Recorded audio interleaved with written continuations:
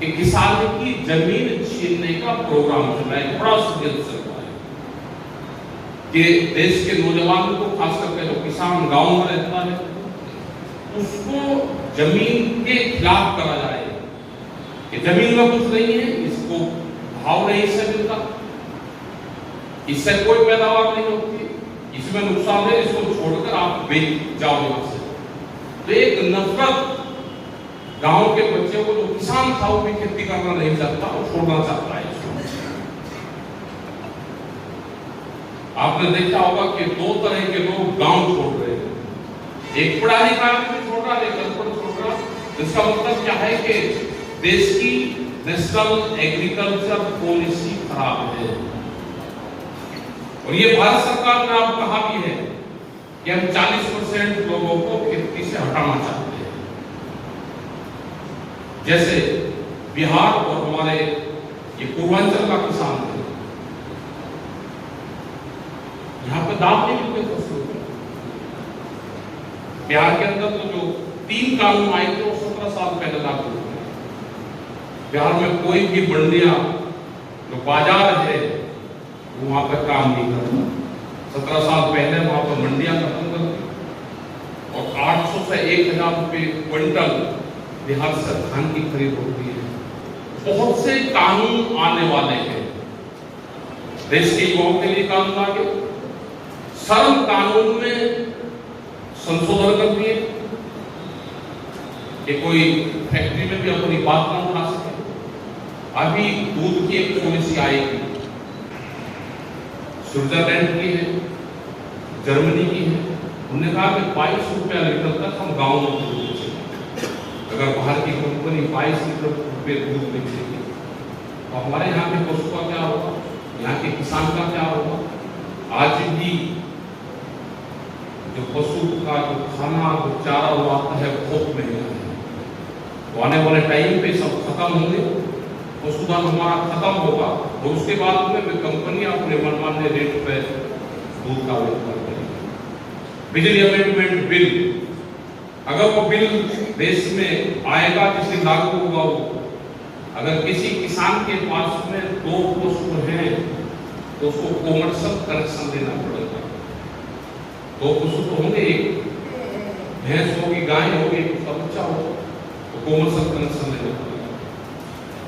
ये पशुधन को भी खत्म करना चाहते हैं। रेहड़ी पटरी वाले लोग, 4.5 करोड़ लोग हैं, परिवार है जो रेहड़ी पटरी लगा के काम चलाते हैं। साप्ताहिक बाजार, अगला टारगेट सरकार का उस पर है कि साप्ताहिक बाजार देश से खत्म होना चाहिए, मॉल सिस्टम आएगा।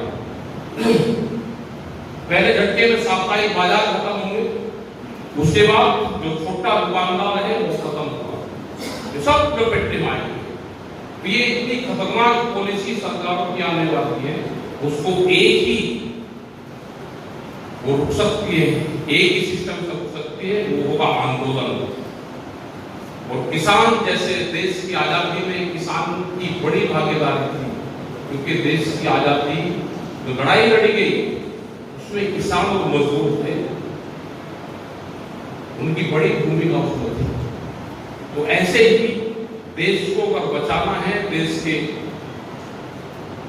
व्यापारी को बचाना है, छोटे उद्योग धंधों को बचाना है, रेहड़ी पटरी वालों को बचाना है, देश से गरीब आदमी उसको बचाना है, देश में नौजवान को बचाना है, तो आंदोलन ही एक रास्ता है।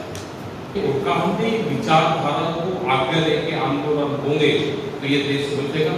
क्योंकि जो ये सरकार है, ये पूरे इतिहास को खत्म करना चाहती है। जितने भी हम चित्र लग रहे हैं, ये कभी किताबों में उसमें नहीं मिलेंगे कहीं। अब नया इतिहास लिखा जा रहा है, नए लोगों को, नए नकली धार्मिक लोग बनाए जा रहे हैं देश में, नए नकली धार्मिक लोग बनाए जा रहे हैं। उनसे उसी सिस्टम में घुसा के इतिहास में छेड़छाड़ी करी जाती है, किताबों में पढ़ा जाएगा फिर कोई, क्योंकि इनका टारगेट है कि आने वाले 47 का जब देश 100वीं आजादी की वर्षगांठ मनाए, जब तक कि आजादी का उसका इतिहास और बहुत इतिहास जब तक खत्म हो जाए, नई पीढ़ी आ जाए, इनको कोई लगाव नहीं है। वहां पर नकली सिख बना के उन्हें आरएसएस के लोगों ने घुसा दिए, नकली मुसलमान बना दिए, नकली हिंदू बना दिए, सब नकली बना रहा। ये विचारधारा देश में फैलाई जा रही है। आप इस सिस्टम से बच के रहना, अपने आंदोलन को, अपनी विचारधारा को आगे बढ़ाने का काम करना। हमारे घरों में भी, गांवों में भी, जो आपने देखा होगा कि महिलाओं के समूह चल रहे हैं, उनकी ट्रेनिंग चल रही है, 3-3 हजार रुपये महिलाओं को देते हैं, उनको ट्रेनिंग देते हैं और वो गांव में जाती है, पार्टियों का प्रचार करती है, उनका सारा सिस्टम उनसे कंट्रोल करते हैं।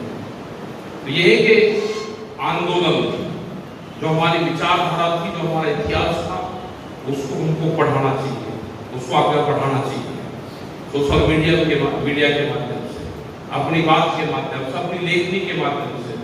और जो पुराने विचारधारक लोग हमारे बीच में हैं, उनको किताब मिलनी चाहिए, उसको हमको आगे बढ़ाना चाहिए।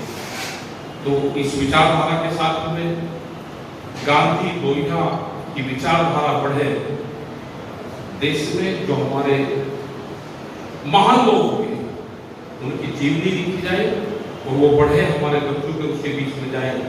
क्योंकि आंदोलन से पहले तो हमारे जो युग था वो सुनने को तैयार नहीं था, लेकिन आंदोलन के बाद में उसने कुछ बातें सुनी।